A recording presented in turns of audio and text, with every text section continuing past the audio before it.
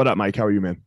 I'm doing good. How are you, brother? Happy Man, to be here. we threw this together last minute. I see all your stuff, and I'm into it. And I was like, you know what? I'm gonna hit this motherfucker up and be like, Hell yeah. yeah. And then you said yes, and we got it done. So I appreciate it. Yeah, I like surrounding myself around good people. I feel like good people and when you have good people and opportunity, you really can't go wrong. Whether our conversation helps somebody else, whether you and I end up doing business down the line, whether or not something I've never been around a good person and an opportunity and something not come from it. Something comes from it. Yeah. Even if it ends up just the two of us, then Yes. great. Then that's what the opportunity Yeah. is. So opportunity being like you and I become good friends, right? Like Right. I end up coming to Colorado, have a place to train. Like I've never in my life had a good person and an opportunity and not both people had a great benefit from it. Yeah, I 100% agree with you. Man, so look, your mindset Mike everywhere, your coach Mike, I see you in the wrestling scene a lot. Where did it start for you? Like where did this all start? I know you and I were talking offline a little bit. You were in Washington, DC in the FBI. Mm-hmm. What's your background and how did you get here where you are? Sure. So I'll start, kind of my combat sports journey, and then I'll go into like how I ended up with mindset, et cetera. And then, Okay. Where I lived went along the way. So I started wrestling when I was 7. I was too small for football, like legit too small for football. In New York, I don't know about other states, but in New York, you have to be like a certain size, and I was underneath that. So my mom was like, "All right, let's put him in wrestling." So I got a flyer at home, and I said, "Mom, let's try this." And she said, "Okay, great." First practice, I go in there and I'm doing my thing. And, meanwhile, I'm a heavy ADD kid at the time. I'm still heavy ADD, but like off the charts when I was a kid. So the coach comes to me at my first practice and says, "Where's your mother?" I'm like, "Oh my God, what did I do wrong?" Right. It's like, "Where's your mother?" I need this time. What's that? 7 or 8? You're 7. Yeah, I or was 8 like years 7 old? or 8. Okay. I was like 7 or 8. And he's like, "Where's your mother?" And I was like, I'll go find her. Pulls my mom. This is Coach Hillary Becker, pulls my mom in, and it was like, "All right, listen, I don't know what other sports your son does or plans on doing, but like, this is his sport. I just wanted to let you know." So I was like, "Okay, cool." I thought I was about to get chewed out. So happy that I didn't get my ass chewed. So wrestling starts from there. I fell in love with it. I played literally every sport throughout the entire year, probably mainly focused on wrestling, baseball, soccer. But I played everything. Let's fast forward. I wrestled all throughout high school. I wrestled at a top 10 Division I team in college. I was at the University of Maryland. That's what brought me, to that part of the country in the DC, Maryland area. So when I was there, we were top 10 in the country. And we went from third in the ACC to I think 9th. It was the highest that we finished. So, for the country now. In the country. Right, yeah, right. In the country. So it was cool to be a part of that transformation. We went from bottom 3 in the ACC in our conference to top 9 in the country. I had a ton of injuries in college. I had more injuries in the 4 years in college than I had in my entire previous wrestling 10 years combined. So I spent a lot of time battling that, but I got to see what it was like to completely turn over a culture, learn from some of the best coaches in the country, and then have some of the best partners in the country, which ultimately, and I tell people this all the time, you don't have to go to college to be an All-American. For me, I chose to go to a D1 school. If I was an All-American, great. I knew I was going to work hard, but I chose to go to a D1 school because I knew that coaching was going to be in my future.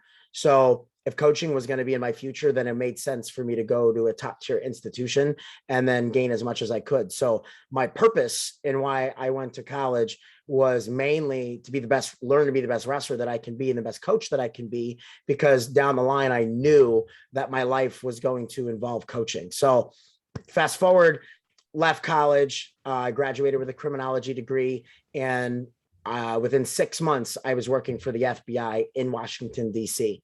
So when I was there, I did surveillance. That's what I was hired to do. I did counterintelligence and counterterrorism surveillance. So like national security cases, following people around. Pretty cool, man. I went to ghosting school, right? That was... What the fuck is ghosting school? I had to learn how to disappear in plain sight. That's essentially what our training was. Yeah. So I had to follow. Yeah. I had to follow your ass around all day with a team of 7 or 8 people, on foot, in our cars, whatever. Imagine what a busy person does throughout the day. And we had to follow you around, take notes, take video, take pictures, and you had no idea that we were behind you. I mean, it's it's scary and cool all in the same one. Yeah, I tell girls that I date, I was like, listen, don't fuck with me. I'm probably gonna figure it out. Because besides the fact of putting pieces of the puzzle together, a big part of our training was like, and my background was behavioral science based. So, obviously criminology major in college, took 36 credits in psychology. And then when I got to the Bureau, I also did research for the behavioral science unit. I'm a certified researcher for the unit that's behind Criminal Minds. Okay. So yeah, so that was super cool. Point is that like, when I date girls, I joke around. I'm like, don't run around. I was like, tell me how you feel. I'm like, if I don't see it on your face, then I'm going to put pieces of the puzzle together, like through social media and your text messaging. So that's my ongoing joke with girls that I date is that like, if we're going to date, just be real with me. Cause I'm going to figure it out. Just be real with me. I'm going to fuck your life up now. Yeah, exactly. So I started coaching at that time when I was in DC at a really successful high school. And then in the midst of that, I took a transfer down to Houston because DC is so hard to move up. It's just like New York City, LA, like you're 20 years behind everybody else, no matter how good you are, and a lot of politics. So I moved to Houston. And, when I rose up fairly quickly in the ranks within the Bureau there. I also, within a couple of weeks, I started coaching wrestling when I was in Houston. I saw very quickly that there was a need for a higher level coaching in an area with lots of athletes, but not a lot of wrestling. So fast forward a little bit, and I start within about a year, I create my own wrestling club, and it's called Without Limits Wrestling, based on, see if I can show you. You see those sneakers behind me? Yep. Okay, those sneakers, they say Stop Pre on them. Stop Pre is referring to Steve Prefontaine. Mm-hmm. He was my inspiration as an athlete for numerous reasons we could talk about later, but those are the Stop Pre shoes. Without Limits was the movie that was based on his life. So that was what we ultimately decided to call the wrestling club. So now I had 13 kids in the state finals our second year, right? So they wrestled all different high schools, all different experience levels. We had 13 kids in the state finals. 9 should have won. 5 just shit the bed. There was no reason that they should have not performed, especially like, that's what I felt like I was good at, was like getting the most. And what year is this now? 2013, 2014. Okay. Yeah. So 2013, 2014. So they had all the right advice. They had all the right training. Like, think of how many times, whether it be in fighting or other sports that you played, that you showed up and you didn't perform well. Not because you got beat. What's that? This was my career. This was my professional, career. Like in the UFC, I just shit the bed. Yeah. So you get this opportunity to like cash out on all the hard work that you did. You're so well prepared. You know what you need to think, you know what you need to do, but then you just don't execute. So imagine if I'm a heart surgeon and some days I just don't execute, right? Well, you're fucking dead, right? Or this person has a lifelong problem, right? So I saw there was like inconsistency in their ability to perform. Some kids took the advice and the training and ran with it. Other kids just like, froze. And I'm like, I don't understand. Like, that's not how I operate. And they were given the tools. Why did you not use them? So I sought out resources during that time. And that's when I found a company called Wrestling Mindset. And they had just kind of got some, momentum in the wrestling community, working with like the top high school and college teams, like the Olympic teams, stuff like that. I used them as a client. I had so much success with my kids that I start coaching with them because I'm like super passionate about what they're doing. Fast forward 2 years later, I leave the FBI to be one of the directors at Wrestling Mindset full time. So now we're in 2016 and I leave my the dream job that I've great always job, wanted. benefits, all that shit. All the shit that everybody goes to college is told that you need to do. Less than 1% of people got the job that I applied for, right? And I leave that and I bet on myself because I believe that what this company is going to do is going to change not just wrestling, but all sports. So that's 2016. We're in 2021. Over the last 5 years, I spent my time mainly traveling a lot, working with, there were 2 reasons.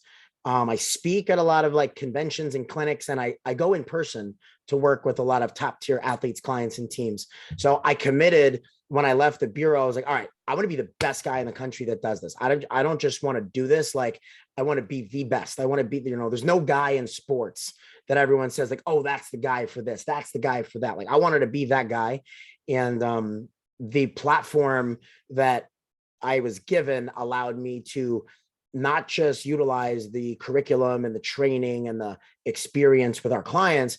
Through traveling, I got to pick apart the brains of the best to do it. Athletes, teams, UFC, Bellator, lacrosse, wrestling, archery, you name it. So throughout that course of the 5 years, I picked up the name from one of my clients, Mindset Mike. Funny story, shout out to Michaela Beck. She's a world team member for the under 23 world team for girls. The reason that I didn't come up with that name, right? Like I don't have the ego to call myself something like that, but she had so many Coach Mikes in her phone that her and her dad would call me Mindset Mike. So I went to go start a Twitter. I'm like, shit, everyone's Mike. Yeah. And I'm like, what do I call myself? How do I stand out? And I'm like, well, Beck always calls me Mindset Mike. Like, fuck it. I'll call myself Mindset Mike. And that's how it started. And then now, bro, people don't even know like I told you, nobody knows my last name. I've literally had people in interviews try to say, yeah, I work with Mindset Mike. Like they don't even know my last name. And dude, I asked you your last name, one, from my phone, and two, because I have to do the intro offline. I want to be like, Mike, like that scenario. If you say Mike Moore, most people don't know. If you say Mindset Mike, oh yeah, Mindset Mike, the guy from wrestling. Yeah. So do you still run your club team? So so we do have our club in Houston, Texas. We merged after, so I dissolved Without Limits so I can merge with an MMA gym. Two-time Texas MMA Coach of the Year, Jeremy Mahan. He was behind guys, the come up of guys like Daniel Pineda. He was behind the come up of, he worked with Derek Lewis early on, Tanya Evinger, like he was part of that like Houston push for MMA. So when I saw he opened up a smaller gym, him and I joined forces. Fast forward a few years later, we quickly established ourselves as, one of the top wrestling clubs in the entire state of Texas, and definitely the most, what's the word I'm looking for? We get the most results in the Houston area, put the most kids in college, the most kids at state. So super thankful that throughout the years, I've had some really, really, really good help. Guys that, wrestled in college that happen to come in, they tend to help out at our club. So, right now I'm on the road a lot. So we, our kids are really fortunate, and they have two other guys that wrestled Division I in the Big Ten at Purdue and Ohio State. They get to, our kids get to learn from those guys, and they're both up and coming MMA fighters. So, they're getting to continue to work on their craft, teach their craft that they love, help these kids while they build their MMA career. So, shout out to Kyle Todrank and James Ford, who are actually in the other room right now in my house as we film this. They're guys that are definitely going to make a splash on the come up. They've got the formula as far as like having a strong wrestling background. James was a Fargo national champion in high school, which is one of the toughest tournaments in the country. So in his MMA debut, he's in his early 20s. He's fighting a guy that's like in his like mid 30s with numerous wins on his record. James suplexed him like 3 times on his face. Oh my, right? Fuck that. Yeah. So that's going to be fun. Kyle's dominated all the fights that he's had as well. James can barely find a fight because no one wants to fuck with him. So, point being is that we still run that club. And when I'm traveling, those guys get to run those practices for me. And, over these last couple of years, besides getting, some significant results in the wrestling community, that opened the doors for me to work with some very, very, very high profile names in the MMA and jiu-jitsu community. And this last year during COVID, I had to slow down. And that forced me to consolidate 5 years of learning and travel into not just stuff I talk about, but being able to teach it. So this year I had 3 college teams win a national title, had some, had kids like an unseeded kid win Fargo, Tech, the #1 kid in the country, win most outstanding wrestler. Amanda Levy's one of my clients. She's the one that beat the brakes off of Gabby Garcia. I had Amanda on my podcast. Oh, did you really? Yeah. I didn't know that. Way before, a year before she beat Gabby Garcia. That's hilarious. Yeah. So I'm a fan of Amanda. I love Amanda. And, I had some other like pretty high profile wins over the last year as well. And, right now I get the opportunity. I haven't announced it yet. So you'll be the first group. Oh, let's break the news. Break the news. Yeah. So I got to work with Zhang Wei Li and her fight camp getting ready for Rose Namajunas. For Rose. Oh, yeah. I mean, I love Rose. So hey, listen, I love Rose too. Like yeah, tremendous amount of respect for her as a person, as a fighter, mentally and physically. But I spent a lot of time in Phoenix working with one of the top wrestling programs in the country that Henry Cejudo's brother runs. So when I had success with his brother's team, they broke the United States record at Fargo for most place winners. They said they brought me in to help Mark Madsen fight Clay Guida. And they said, hey, man, Mark's been through hell this year. Can you help him? 12 days out. Can you help him? He's had COVID. I want to get into what you do then. Like, so, let's talk. Let's go. I don't, all right. So like, for example, like little kids, you know, and I've been on this thing lately with little kids. If you can get little kids to focus, then their ability is out the roof, right? Because they don't really have mindset problems because they're just like, they're like goldfish, right? Yeah, they don't know any different. Yeah. The challenge with kids is focus. Adults is belief. You have to get their mind right? You have if they believe in themselves. And this was my thing, is I didn't fucking believe in myself. I was always like, well, I'm not ready to fight that person. And I could like logic that shit out to why I blah, blah, blah. And I can remember like Rashad Evans being like, Elliot, what the fuck is the matter with you? Shut the fuck up. And you know, like, so what do you do? Like, what is it? Where do you start with developing the mindset? Sure. So the way that our curriculum works, right? So I'm one of 60 coaches in the company. I'm just the guy that most people know. It's a combination of pen to paper worksheets, right? That are made to be sports specific, wrestling mindset, lacrosse mindset, martial arts mindset. So it's pen to paper worksheets that go through these different mindset topics, right? Martial arts specific, mental training worksheets that combined with like one-on-one coaching. The thing is that we usually get one or the other. We get some shit we write down, no coaching, or we get some coaching, but no actual training, just advice. So combining those two is what allows us to not just talk about mindset, listen to a podcast on mindset, but do mental training. The difference between 5% of what you hear versus 75% of what you do, pen to paper, right? So you teach mindset like you would teach anything else. It's systematic. It's broken down into different topics, right? If it's wrestling, there's wrestling on your feet, there's top wrestling, there's bottom wrestling, and then there's some strategies and tactics that are involved in all those. Teach me. Yeah, teach you. So, you know, like for kids, where would you start? No, like I'm a fighter or I'm a like whatever it is. So like here I am, I'm in front of you. My head's all fucked up. I'm Zhang Wei Li, right? For example, and I'm fighting a rematch fight, and this girl.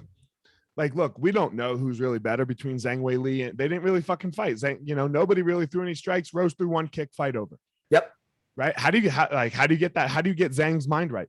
Yeah. So I think there's three levels of clients, three levels of people. There's the people where mindset's your Achilles heel and it's destroying your ability to perform. Then there's the people that do a decent job that they got to learn to manage it. And then there's the top level. They're either like top 5 closing the gap or number 1 widening the gap. So let's take Wei Li, right? So for Wei Li, it's making sure that the rematch has nothing. There's no effect on her present.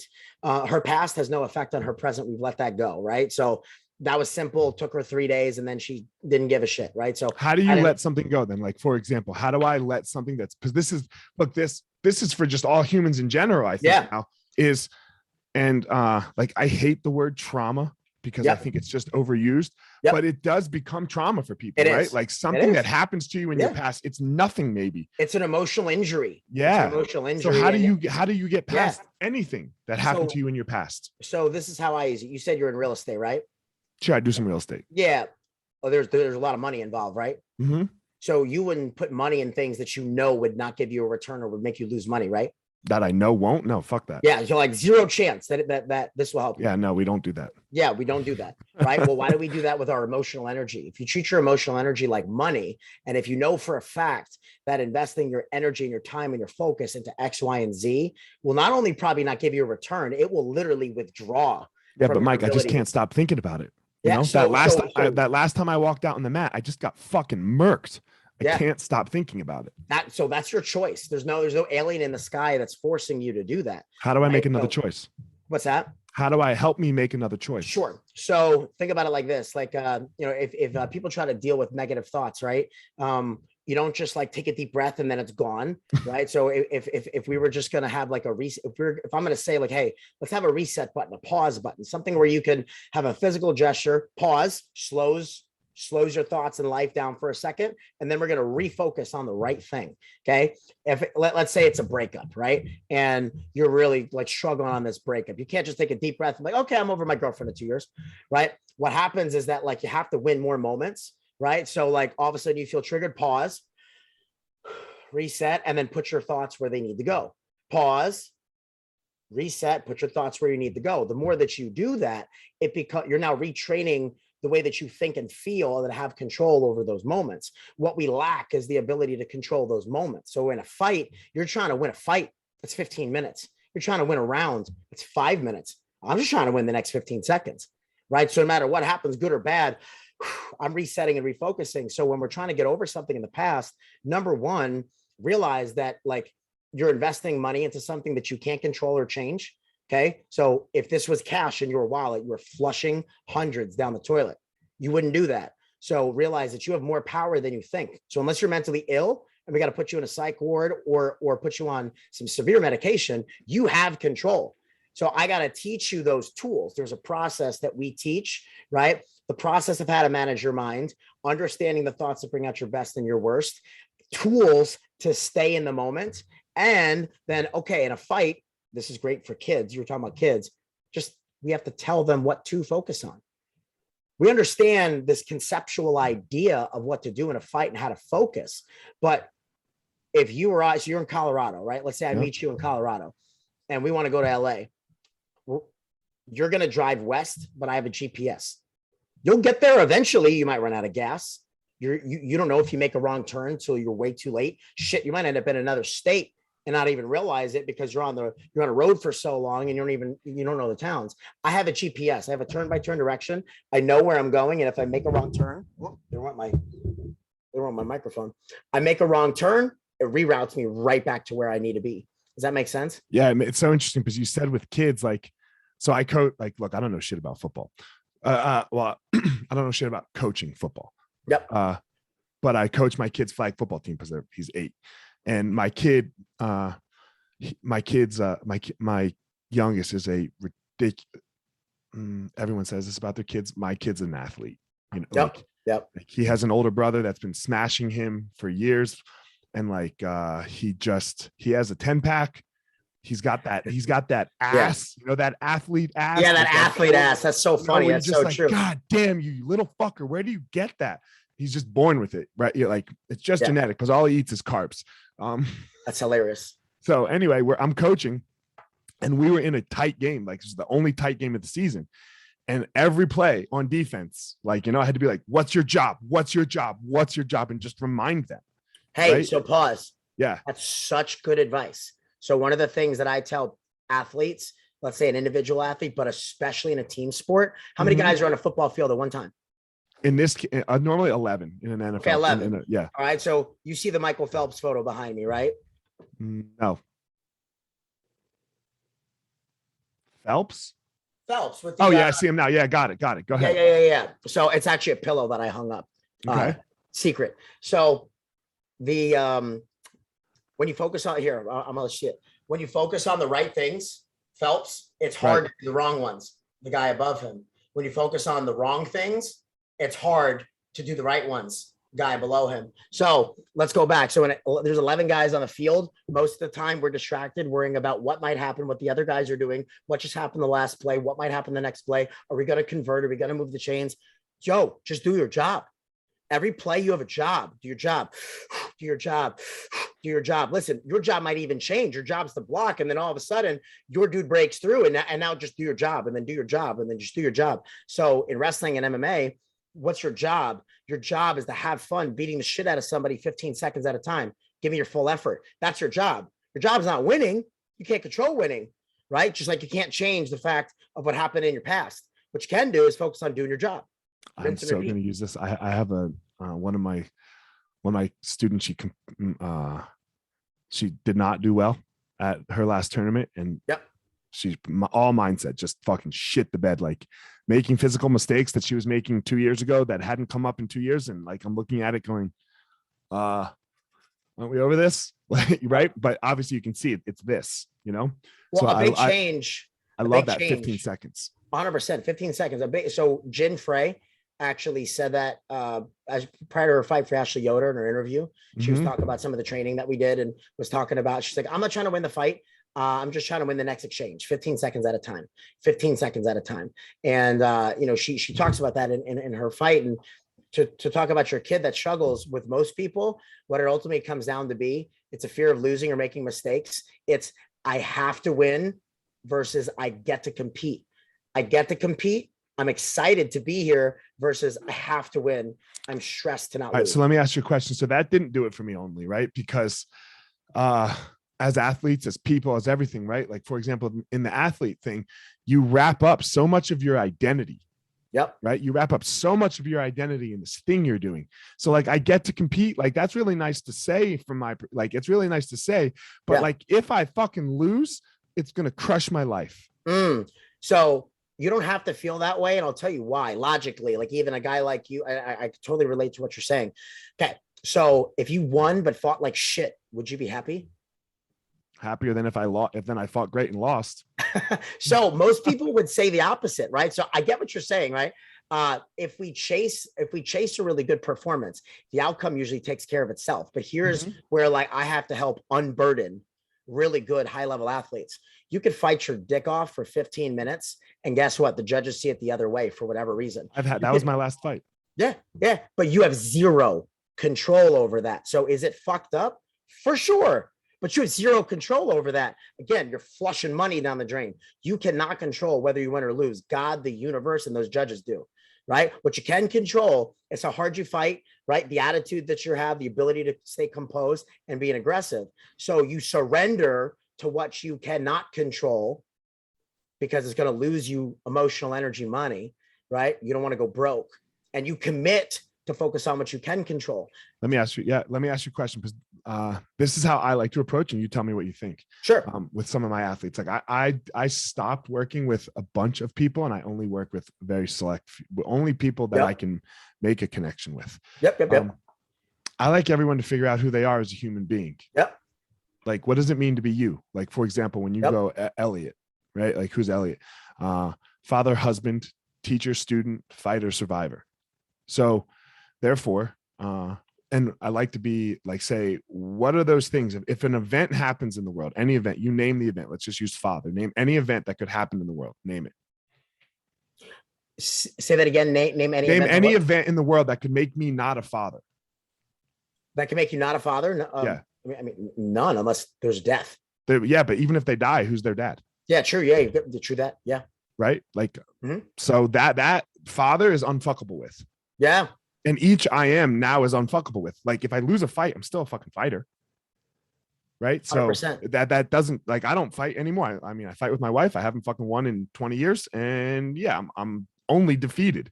That's your purpose. So that's your purpose. So Matt Brown was a client of mine. I love Matt. Yeah. I coached him too.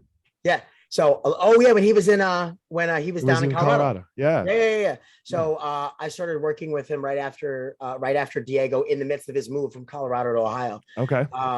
And then Matt told me the Friedrich Nietzsche quote: "When you know your why, you'll suffer through anyhow." Anyhow, yeah. So listen, all of us winners, we all say the same things, think the same things. The difference between me or Matt, you or Matt and me, is that I have a system and a process to teach it. You guys give phenomenal advice. Great coaches give phenomenal advice.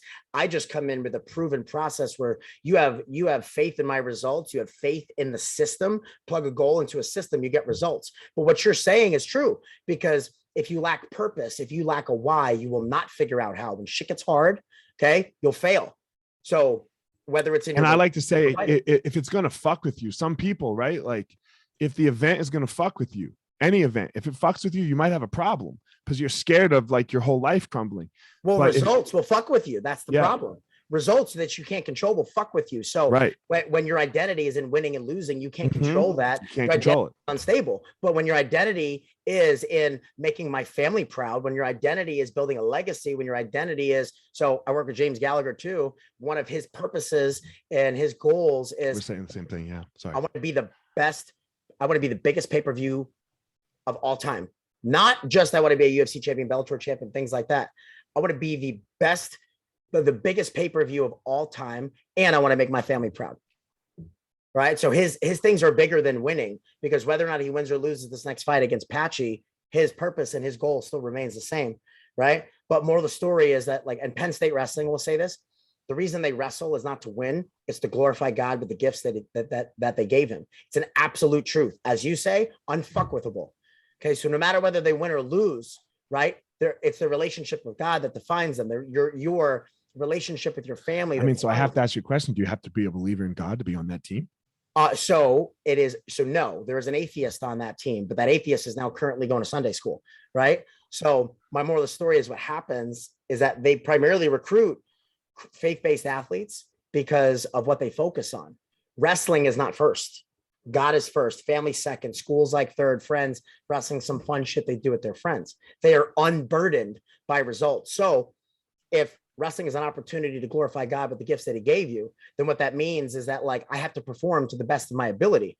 God doesn't care whether or not I win or lose, right? But if I'm going to glorify him with the gifts that he gave me, that I worked hard to get better at, then I better wrestle my ass off. So what do those guys do? They go for their ass off. Finals. They wrestle their ass off. Versus Iowa, the tough team, they went 1 for 5 with number 1 seeds. Right. I get to compete. I'm excited to compete versus I have to win. We all define it differently. So you don't, like, for you, the doesn't do it. But when we talk about it a different way, you put the pieces of the puzzle. Yeah, you just put it together differently. You get to be a UFC fighter. You waited, right. You know, like you went through the Ultimate Fighter. You did all these things. Like you chose to sign that contract. You chose to fight. So choose to be excited, right? Choose to focus on the right things. Otherwise, you're choosing to worry about the wrong ones. John Wooden's definition of success is it's very similar to the glorify God in the gifts that he gave me. It's the self-satisfaction knowing that I went out and I did my best in that moment. Steve Prefontaine, to give anything less than your best is to sacrifice the gift. All the greats say the same shit. Right.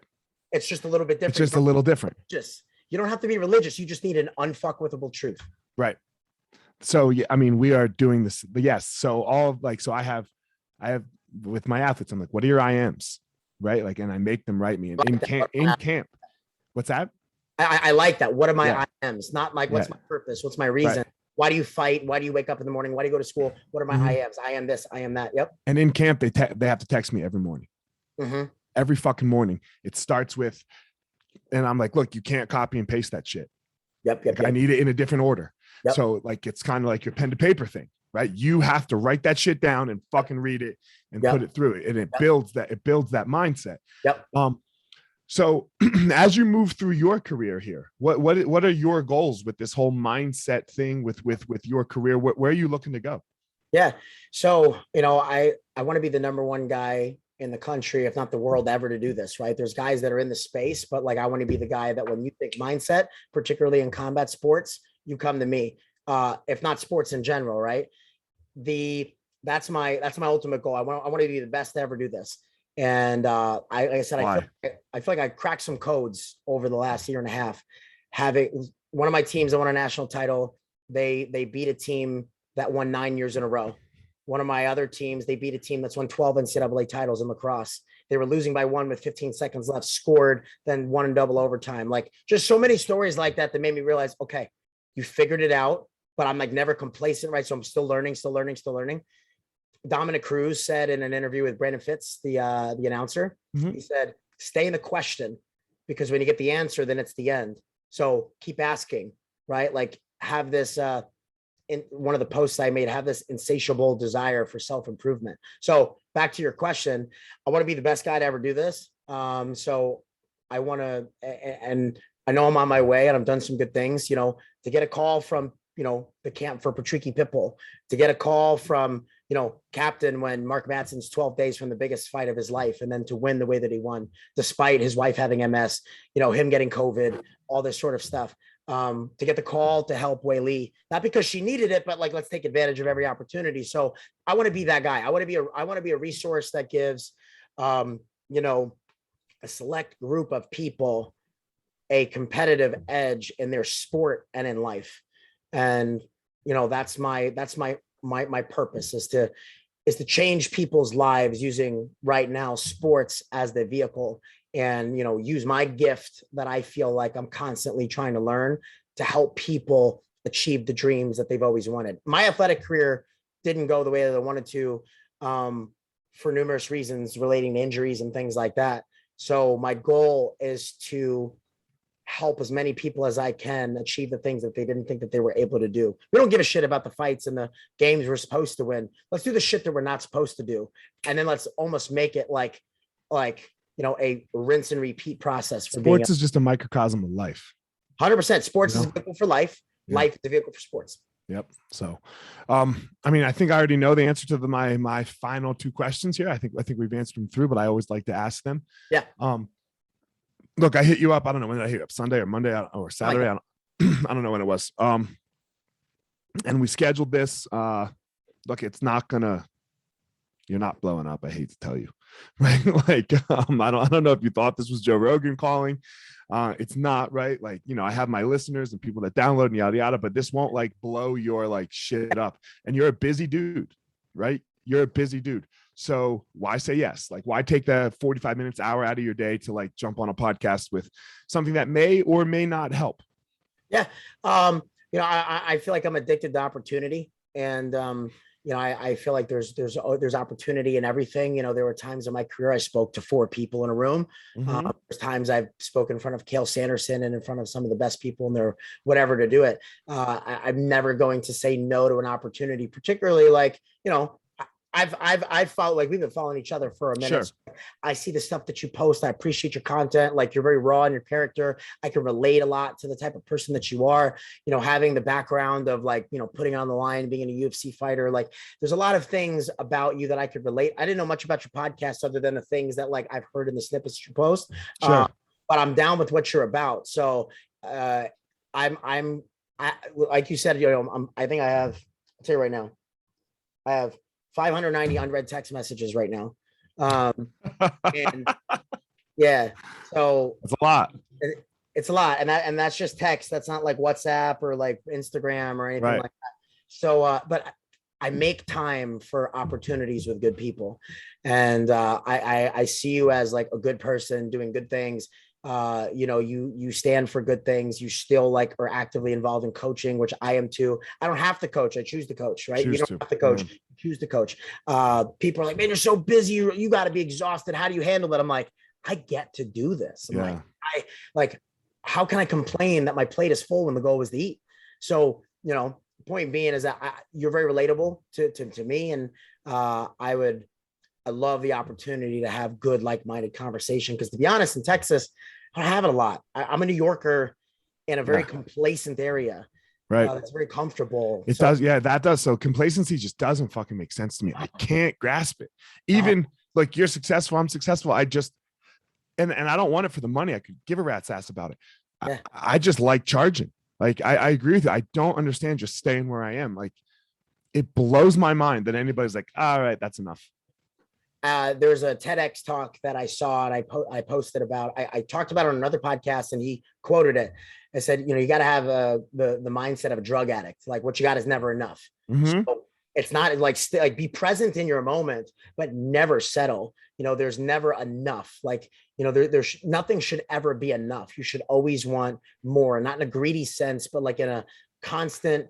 Look, for me, the only thing that's enough is in each and every moment, I'm enough. Yes, that's it. Oh, right? man. That's it. In each and every moment, me, the Elliot that shows up, he's enough. Now, look, to be enough in the next moments, I have to do more. I have to up my game. Different levels, new devils. Yep. So, all right, last question. I believe everyone has a superpower. This thing that they go out and they give to the world that makes them amazing. They are what makes them amazing. They give to the world. Yep. It doesn't make you rich. It doesn't make you famous. I don't know what the fuck it does for you other than it's your power. It's your purpose. What's yours? impact as many people's lives with, I feel like, the gifts that I was God given, that I've worked really hard to get good and continue to get better at. So, achieving the goals that they have. As a coach, my purpose, like as a wrestling coach, my purpose is to get as many kids into college to wrestle in college as possible, not necessarily to win state titles. If I prepare them for going into college, they'll win the state titles or get what they're supposed to be in the process. As a mindset coach, I want them to learn how to maximize their potential using sport as their vehicle. And as well, I work with some business people as well, right? Using their business and their sport as their vehicle to then become the best version of themselves in life. And that's what I feel like is why it was created. I think my skills translated well to my FBI career, but I didn't feel fulfilled after the years that I was there, because people say, how would you ever leave the FBI? I was like, security is what kept me. That's not in my purpose. So I was willing to leave it all behind. And my first couple months, bro, I was 100% commission. So I ate what I killed. Right. And of those months, two of the highest grossing months that I've ever closed in the years that I was, and I was a nobody then. So my point being is that my dream job was no longer fulfilling my purpose. And I feel like even if I'm doing 18-hour days on a 23-day travel stint in 7 different time zones, like I'm going to Dublin for Patricky and James this weekend for a week to be there for both of their fights. Like, to see that, like, I can't guarantee that they win, but I feel comfortable that they can perform to the best of their ability and be happy with what they put out. Being able to help somebody achieve greatness means so much more to me than anything that I could have ever achieved myself. It's so interesting how that works. Yep. And I wish so interesting. Something, it doesn't have to coach, but like find something to help others. And ultimately the biggest performance enhancing weapon is dopamine and gratitude. Those are the two things. When you learn to make that into a performance enhancing weapon, you're unburdened and you're free to be your best. And the more that I can teach people how to do that, what they're going to do, learn it, teach other people, learn it, teach other people, learn it, teach other people. So I impact this number of people, but those people will impact this number of people who impact this number of people. And then hopefully we can unfuck this society of what it's become over the last however many years, and, come back to being a resilient, strong, together, not divided people by race. And look, I think it's the only way it's going to happen is through sport, because this woke culture can't enter sport. No, like, it's not fair. You're right. You vomit, get the fuck back on the field. Right. You don't think you run until you fucking die. And how about that guy that threw up in the middle of the play and then threw the touchdown? You saw that shit? Great. Yeah. It was amazing. Right. That's how it goes. Right. Like, but that's like this whole, like, man, I can remember, when I was fighting, I would go down to Albuquerque, and Greg Jackson, I mean, he's just known for the insane shit that he used to do. Like, we used to have to go on the side of a mountain, right? We're up at 14,000 feet, you can barely fucking breathe. And he'd make us carry each other up this hill.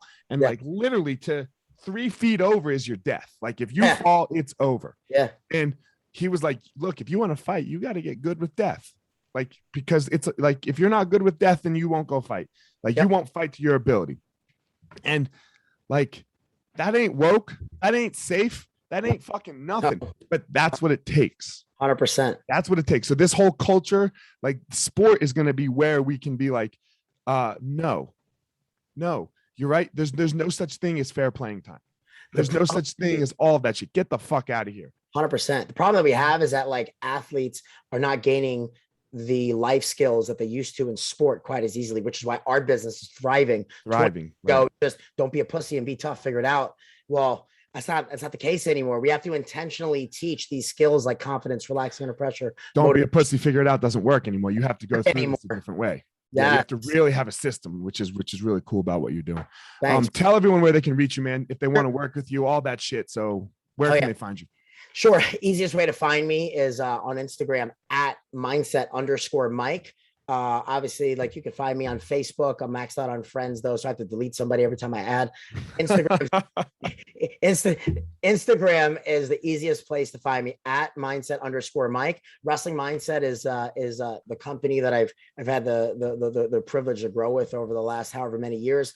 Right. So that's our main source of social media. Obviously, we have programs, lacrosse mindset, baseball mindset, whatever, wrestling mindset Mike.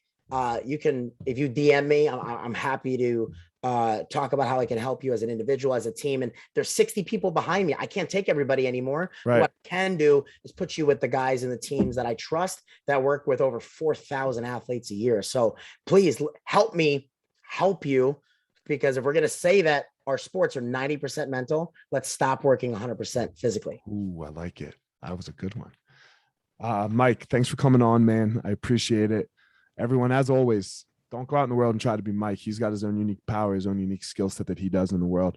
Don't go out and try in the world and try to be me. Go out there and find your own power.